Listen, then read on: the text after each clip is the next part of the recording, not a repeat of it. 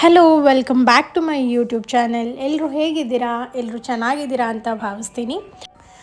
Video ನಾನು ಒಂದು ವಾರದಿಂದ ಅಪ್ಲೋಡ್ ಮಾಡಿಲ್ಲ. ಯಾಕಂತಂದರೆ ಕಂಟಿನ್ಯೂಸ್ ಆಗಿ ಜಾತ್ರೆಗಳೇ ಇದ್ದಾವೆ ನಮ್ಮೂರಲ್ಲಿ. ಅದಕ್ಕೆ ಪದೇ ಪದೇ ಜಾತ್ರೆದೇ ಹಾಕಬೇಕಾಗತ್ತೆ ಅಲ್ವಾ ಅನ್ನೋ ಕಾರಣಕ್ಕೆ ನಾನು ವೀಡಿಯೋಸ್ ಅಪ್ಲೋಡ್ ಮಾಡೋದು ಸ್ವಲ್ಪ ತಡ ಆಯಿತು. ಮನೇಲೂ ಕೂಡ ಊರಲ್ಲಿ ನಮ್ಮ ಅಜ್ಜನ ಊರಲ್ಲಿ 3 ವರ್ಷಕ್ಕೊಂದು ಸಲ ಆಗೋ ಜಾತ್ರೆಗಳೆಲ್ಲ ಇತ್ತು. ಸೊ ಅವೆಲ್ಲ ಜಾತ್ರೆ ಇದ್ದಿದ್ದ ಕಾರಣ ತುಂಬ ಬ್ಯುಸಿಯಾಗಿದ್ವಿ ಮನೇಲಿ. ಅದಕ್ಕೆ ವೀಡಿಯೋಸ್ನ ಅಪ್ಲೋಡ್ ಮಾಡೋದಕ್ಕಾಗಲಿಲ್ಲ. ಇದು ಒಂದೇ ದೇವ್ರಿಗೆ ಮಾಡಿರೋದು ಹಾಕ್ತಾಯಿದ್ದೀನಿ, ಯಾಕಂದರೆ ಇದನ್ನ ನಮ್ಮ ಮನೇಲಿ ಪ್ರತಿ ವರ್ಷ ಮಾಡ್ತೀವಿ. ನೀವಿಲ್ಲಿ ನೋಡ್ತಾ ಇದ್ದೀರಲ್ಲ, ಈ ದೇವರು ಬಂದುಬಿಟ್ಟು ನಮ್ಮೂರಲ್ಲಿ ಪ್ರತಿ 5 ವರ್ಷಕ್ಕೊಂದು ಸಲ ಲಕ್ಷ್ಮೀ ದೇವಿ ಜಾತ್ರೆ ಆಗುತ್ತೆ.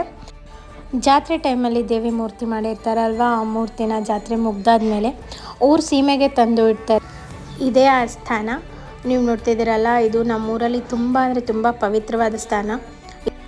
ಇದು ಊರಿಂದ ಆಚೆಗಿರುತ್ತೆ. ನಮ್ಮ ಮನೇಲಿ ಪ್ರತಿ ವರ್ಷವೂ ಈ ದೇವಿಗೆ ಮಾಡ್ತೀವಿ ನಾವು. ಅಂದರೆ 5 ಜನ ಮುತ್ತೈದೆಯರನ್ನ ಅಲ್ಲಿಗೆ ಕರ್ಕೊಂಡು ಹೋಗ್ಬಿಟ್ಟು ಮನೇಲಿ ಹೋಳಿಗೆ ಅಡುಗೆ ಎಲ್ಲ ಮಾಡಿಕೊಂಡು ಅಲ್ಲೋಗಿ ಉಡಿ ತುಂಬಿಸಿ ಮುತ್ತೈದೆಯರಿಗೆ ಊಟ ಮಾಡಿಸಿ, ಆಮೇಲೆ ಕೊನೆಗೆ ನಾವು ಮನೆಯವರೆಲ್ಲ ಅಲ್ಲೇ ಊಟ ಮಾಡಿಬಿಟ್ಟು ಮನೆಗೆ ಬರ್ತೀವಿ. ಹೀಗೆ ನಮ್ಮ ಮನೇಲಿ ಪ್ರತಿ ವರ್ಷ ಒಂದು ದೇವ್ರನ್ನೂ ಕೂಡ ಮಿಸ್ ಮಾಡಲ್ಲ ಊರಲ್ಲಿರೋದು ನಮ್ಮ ಅಜ್ಜಿ. ಆಲ್ಮೋಸ್ಟ್ ಒಂದು 5 ಇಯರ್ಸ್ ಆಯಿತು ನನ್ನ ಮದುವೆ ಆದಾಗಿಂದನೂ ನಾನು ಯಾವುದೂ ದೇವ್ರಿಗೆ ಮಾಡಬೇಕಾದ್ರೆ ಅಟೆಂಡ್ ಆಗಿರಲಿಲ್ಲ. ಯಾವ ಜಾತ್ರೆಗೂ ನಾನು ಅಟೆಂಡ್ ಆಗಿರಲಿಲ್ಲ. ಇದೇ ವರ್ಷ ನಾನು ಇಷ್ಟೊಂದು ಜಾತ್ರೆ ಮಾಡ್ತಾಯಿರೋದು ಮತ್ತು ನಮ್ಮ ಮನೇಲಿ ಮಾಡ್ತಾಯಿರೋ ಪ್ರತಿಯೊಂದು ದೇವ್ರ ಪೂಜೆಗೂ ಅಟೆಂಡ್ ಆಗಿರೋದು. ಸೊ ವಿ ಆರ್ ಬ್ಲೆಸ್ಡ್ ಅಂತಲೇ ಹೇಳ್ಬೋದು. ನೀವಿಲ್ಲಿ ನೋಡ್ತಾ ಇದ್ದೀರಲ್ಲ, ನಮ್ಮ ಉತ್ತರ ಕರ್ನಾಟಕದ ಭಾಗದ ಸ್ಪೆಷಾಲಿಟಿನೇ ಇದು. ಈ ಥರ ಉಡಿ ತುಂಬ್ತಾರೆ. ಒಂದೊಂದು ಕಡೆ ಒಂದೊಂದು ಥರ ಪದ್ಧತಿ ಇರುತ್ತೆ. ನಮ್ಮ ಕಡೆ ಈ ಥರ ಪದ್ಧತಿನ ಫಾಲೋ ಮಾಡ್ತಾರೆ. ನಾವು ಸಣ್ಣವರಿದ್ದಾಗಿಂದನೂ ನಡೆಸ್ಕೊಂಡು ಬಂದಿರೋ ಪೂಜೆ ಪುನಸ್ಕಾರಗಳಿವೆಲ್ಲನೂ ನಮ್ಮ ಮನೇಲಿ. ಇವಾಗ ಕೆಲವೊಬ್ರಿಗೆ ಅನ್ನಿಸ್ಬೋದು, ಏನಪ್ಪ ಇವರು ಪದೇ ಪದೇ ಜಾತ್ರೆದು ದೇವ್ರ ಪೂಜೆದು ಇದನ್ನೇ ವೀಡಿಯೋ ಹಾಕ್ತಿದ್ದಾರಲ್ವ ಅಂತ ಹೇಳ್ಬಿಟ್ಟು. ಬಟ್ ನಮ್ಮ ಮನೇಲಿ ರೆಗ್ಯುಲರಾಗಿ ನಡೀತಾ ಇರೋದೇ ಇದು ಅಂದಮೇಲೆ ನಾನು ಇರೋದನ್ನೇ ಹಾಕಬೇಕು ಅಲ್ವಾ. ಸೊ ನಾನು ಇವಾಗ ಸದ್ಯದ ಮಟ್ಟಿಗೆ ದೇವ್ರ ಪೂಜೆಗಳೆಲ್ಲನೂ ವೀಡಿಯೋಸು ಹಾಕಿದ್ದೀನಿ. ಇನ್ಮೇಲೆ ಬೇರೆ ಬೇರೆ ಥರ ವೀಡಿಯೋಸ್ ಕೂಡ ನಿಮಗೆ ನೋಡೋದಕ್ಕೆ ಸಿಗುತ್ತೆ. ಆಲ್ಮೋಸ್ಟ್ ಎಲ್ಲನೂ ಮುಗಿದ್ವು ಅಂತ ಅನ್ಕೋತೀನಿ. ಮೇ ಬಿ ಇನ್ನೊಂದು ಬಾಕಿ ಇರ್ಬೋದು, ಅದನ್ನು ಕೂಡ ನಿಮ್ಮ ಜೊತೆ ಶೇರ್ ಮಾಡ್ಕೋತೀನಿ. ಮನೇಲಿನೇ ಎಲ್ಲ ಅಡುಗೆನೂ ಮಾಡಿಕೊಂಡು ಎಲ್ಲ ರೆಡಿನೇ ಮಾಡ್ಕೊಂಡು ಬಂದಿದ್ವಿ. ಬೆಳಗ್ಗೆ 11 ಗಂಟೆಗೆ ಬಂದಿದ್ವಿ. ಬಟ್ ಪೂಜೆ ಎಲ್ಲ ಮುಗಿದು ಉಡಿ ತುಂಬಿ ಊಟ ಎಲ್ಲ ಆಗಿ ಸ್ವಲ್ಪ ಹೊತ್ತು ಅಲ್ಲೇ ಟೈಮ್ ಸ್ಪೆಂಡ್ ಮಾಡಿ ಕೂತ್ಕೊಂಡು ಬರೋಷ್ಟರಲ್ಲಿ ಆಲ್ಮೋಸ್ಟ್ 3 ಗಂಟೆ ಆಯಿತು. ನೀವಿಲ್ಲಿ ನೋಡ್ತಾ ಇದ್ದೀರಲ್ವಾ, ನಾವು ಆಲ್ಮೋಸ್ಟ್ 7 o'clockಗೆ ಹೊರಗಡೆ ಹೋಗ್ತಾಯಿದ್ವಿ. ಎಲ್ಲಿಗೆ ಅಂತ ನಿಮಗೆ ಮುಂದಿನ ವ್ಲಾಗಲ್ಲಿ ನಾನು ತಿಳಿಸ್ಕೊಡ್ತೀನಿ. ಆ್ಯಂಡ್ ಹೊರಗಡೆ ಹೋಗ್ಬಿಟ್ಟು ಬಂದ್ವಿ. ಆಲ್ಮೋಸ್ಟ್ 9 ಗಂಟೆ ಆಗಿತ್ತು ಮನೆಗೆ ಬರೋಷ್ಟರಲ್ಲಿ. ಮನೆಗೆ ಬಂದಾದಮೇಲೆ ಊಟಕ್ಕೆಲ್ಲ ರೆಡಿ ಇತ್ತು. ಸೊ ನಾನು ನಿಮಗೆ ಹಿಂದಿನ ವ್ಲಾಗಲ್ಲೇ ಹೇಳಿದ್ದೆ, ನಾವು ಇವಾಗ ಬೇಸಿಗೆ ಟೈಮಲ್ಲಿ ಪ್ರತಿದಿನವೂ ಹೊರಗಡೆನೇ ಕೂತ್ಕೊಂಡು ಊಟ ಮಾಡ್ತೀವಿ ಅಂತ ಹೇಳ್ಬಿಟ್ಟು. ನನ್ನ ಮಗ ಅಂತೂ ಒಬ್ಬನೇ ನಿಂತ್ಕೋತಿದ್ದಾನೆ, ಕೈ ಬಿಟ್ಟು ನಿಲ್ಲೋದಕ್ಕೆ ಕೂಡ ಟ್ರೈ ಮಾಡ್ತಾಯಿದ್ದಾನೆ. ಇಲ್ಲಿ ನೋಡಿ, ಅಜ್ಜಿ ಜೊತೆ ಆಟ ಆಡ್ತಿದ್ದಾನೆ ಅವನು. ಆ್ಯಕ್ಚುಲಿ ಅವ್ನಿಗೆ ಹೆಂಗಂತಂದರೆ ಅವ್ರ ತಾತ ದೊಡ್ಡಪ್ಪಂದ್ರಿದ್ರೆ ಆಯಿತು, ನಮ್ಮ ಅಜ್ಜಿ ಮೇಲೂ ಹೋಗಲ್ಲ, ಅವ್ರ ಅಜ್ಜಿರ ಮೇಲೂ ಜಾಸ್ತಿ ಹೋಗಲ್ಲ. ಅವನು ಸುಮ್ಮನೆ ಏನಾದರೂ ಆಸೆ ತೋರಿಸಿದ್ರೆ ಮಾತ್ರ ಹೋಗ್ತಾನೆ, ಇಲ್ಲಾಂದರೆ ಅವ್ರ ತಾತನ ಅವ್ರ ದೊಡ್ಡಪ್ಪನ ಹಿಡ್ಕೊಂಡು ಕೂತ್ಕೊಂಡ್ಬಿಟ್ಟಿರ್ತಾನೆ. ನನ್ನ ಹತ್ರನೂ ಕೂಡ ಜಾಸ್ತಿ ಬರಲ್ಲ ಅವನು. ನಮ್ಮ ಊಟಕ್ಕಿಂತ ಮುಂಚೆನೇ ಆಲ್ಮೋಸ್ಟ್ ಅವ್ನಿಗೆ ಊಟ ಮಾಡಿಸ್ಬಿಟ್ಟಿರ್ತೀನಿ. ಯಾಕಂತಂದರೆ ಊಟಕ್ಕೆ ತುಂಬ ಸತಾಯಿಸ್ತಾನೆ, ಬೇಗ ಊಟ ಮಾಡಲ್ಲ, ಕಾಡಿಸ್ತಾನೆ. ಅದಕ್ಕೆ ಸೊ ನಾವು ಊಟ ಮಾಡೋ ಟೈಮಲ್ಲಿ ಅಣ್ಣಂದು ಫುಲ್ ಆಟ ಜೋರಾಗಿಬಿಟ್ಟಿರುತ್ತೆ. ಮುಂಚೆ ಅಂದರೆ ಊಟ ಬೇಗ ಆಗಿಬಿಟ್ಟಿರ್ತಿತ್ತು, ಬಟ್ ಇವಾಗ ಹಾಗಲ್ಲ. ಇವ್ನು ಆಟ ಆಡ್ತಿರ್ತಾನಲ್ವ, ಇವ್ನು ಆಟ ನೋಡ್ಕೊಂಡು ಊಟ ಮಾಡೋದಕ್ಕೆ ಟೈಮೇ ಆಗೋಗ್ಬಿಟ್ಟಿರುತ್ತೆ. ಆಲ್ಮೋಸ್ಟ್ 10, 15, 10, 20 ಆಗೋಗ್ಬಿಟ್ಟಿರುತ್ತೆ ನಮಗೆ.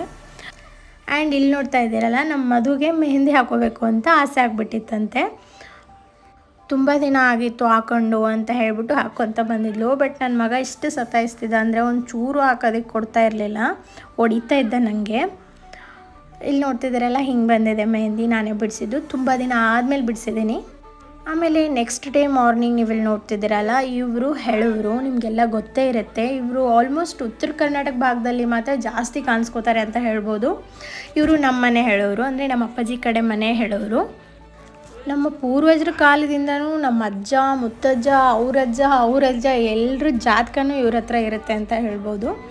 ನೀವಿಲ್ಲಿ ನೋಡ್ತಾ ಇದ್ದೀರಲ್ವ, ಅವ್ರು ಎಲ್ಲರ ಹೆಸರು ಹೇಳ್ತಾ ಇದ್ದಾರೆ. ಬಟ್ ಕೆಲವೊಂದು ಅರ್ಥ ಆಗುತ್ತೆ, ಕೆಲವೊಂದು ಅರ್ಥ ಆಗಲ್ಲ. ನನ್ನ ಹೆಸರು ನಿಮಗೆಲ್ಲ ಗೊತ್ತಿದೆ ಪ್ರಿಯಾ ಅಂತ. ಬಟ್ ಇವ್ರ ಹತ್ರ ನನ್ನ ಹೆಸರು ಶಿವಗಂಗಾ ಅಂತ ಇದೆ. ಶಿವಗಂಗಾ ಬಂದುಬಿಟ್ಟು ನನ್ನ ಜನ್ಮನಾಮ. ಇವ್ರು ಹೇಳ್ತಿರ್ಬೇಕಾದ್ರೆ ಕೇಳಿಸ್ಕೊಳ್ಳೋದಕ್ಕೆ ಒಂಥರ ಚೆನ್ನಾಗಿರುತ್ತೆ. ನೀವು ಕೇಳಿ ತುಂಬ ಇಂಟ್ರೆಸ್ಟಿಂಗ್ ಆಗಿರುತ್ತೆ ಕೇಳೋದಕ್ಕೆ ಮಾತ್ರ. ಗುರುಸಿದ್ದಪ್ಪ ದಾನೂರಿ ಸತ್ಯವಾಯುಟ ಗಂಗಪ್ಪ ವಿಠಲಪ್ಪ ಸಾತಪ್ಪ ಮಾರುತ ಬಂದಿ ಬಸವಂತಪ್ಪ ಅಪಾಸ ಬಂದಿ ಅಪಾಸಾಬ್ನೂರಿ ಯಾವಾಗಿದ್ದಂತ ನೋಡಿ ಹಿಂದೆಯಲ್ಲಿ ಯಾವಾಗಿದ್ದಂತ ಹಂದ ಬಿಡಿಸಿ ಹಾಕವ್ರಿ ಕುಸುಮಾವಯ ನೋಡ್ಲಿ ಯಾವ ಶಿವಗಂಗವನ ಬಂದಿ ಪ್ರಿಯಾಂಕ ಅಂತ ಯಾವಾಗ ನೋಡಿ. ಸೊ ಇದು ನಿಮ್ಗೆ ಹೆಂಗೆ ಅನಿಸ್ತು ಅಂತ ಹೇಳಿ. ಹೆಣ್ಮಕ್ಳು ಇನ್ನು ಸದ್ಯದ ಮಟ್ಟಿಗೆ ನನ್ನ ಲೈಫಲ್ಲಿ ತುಂಬ ಇಂಪಾರ್ಟೆಂಟ್ ಆಗಿರೋ ಥಿಂಗ್ ಯಾವುದಪ್ಪ ಅಂದರೆ ನನ್ನ ಮಗನ ಜೊತೆ ಸಾಲಿಡ್ ಆಗಿರೋ ಟೈಮ್ ಸ್ಪೆಂಡ್ ಮಾಡೋದು. ಕಣ್ಣು ಮುಚ್ಚಿ ಕಣ್ಣು ತೆಗಿಯೋಷ್ಟರಲ್ಲಿ ಆಲ್ರೆಡಿ 10 ತಿಂಗಳವನಾಗ್ಬಿಟ್ಟ ಅವನು. ಇಷ್ಟು ಸಮಾಧಾನವಾಗಿ ಇಷ್ಟು ಚೆನ್ನಾಗಿ ಅವನು 2 ವರ್ಷ 3 ವರ್ಷ ಆದಮೇಲೆ ಸಿಗ್ತಾನೋ ಇಲ್ವೋ ಗೊತ್ತಿಲ್ಲ. ಅದಕ್ಕೆ ಅವನ ಜೊತೆ ಎಷ್ಟಾಗುತ್ತೋ ಅಷ್ಟು ಕ್ವಾಲಿಟಿ ಟೈಮ್ ಸ್ಪೆಂಡ್ ಮಾಡೋದಕ್ಕೆ ಇಷ್ಟಪಡ್ತೀನಿ ನಾನು. ಒಂದೊಂದು ಸಲ ಅನಿಸುತ್ತೆ ಅವನ ಜೊತೆ ಕಳೆಯೋ ಪ್ರತಿ ಕ್ಷಣನೂ ಕ್ಯಾಮ್ರಾದಲ್ಲಿ ಸೆರೆ ಇಟ್ಬಿಡ್ಬೇಕಲ್ಲ ಅಂತ ಅನಿಸ್ಬಿಡುತ್ತೆ. ಸೊ ಇದಾಗಿತ್ತು ನನ್ನ ಇವತ್ತಿನ ವ್ಲಾಗ್. ನನ್ನ ಈ ವ್ಲಾಗ್ ನಿಮಗೆಲ್ಲ ಇಷ್ಟ ಆಗಿದ್ದರೆ ದಯವಿಟ್ಟು ನನ್ನ ಚಾನಲ್ನ ಶೇರ್ ಮಾಡಿ, ಲೈಕ್ ಮಾಡಿ ಮತ್ತು ಸಬ್ಸ್ಕ್ರೈಬ್ ಮಾಡಿ. ಮುಂದಿನ ವಿಡಿಯೋದಲ್ಲಿ ನಿಮಗೆಲ್ಲ ಮತ್ತೆ ಸಿಗ್ತೀನಿ. Until then take care, bye. Thank you for watching. ನನ್ನ ಮಗನ ನಮ್ಮಪ್ಪನೇ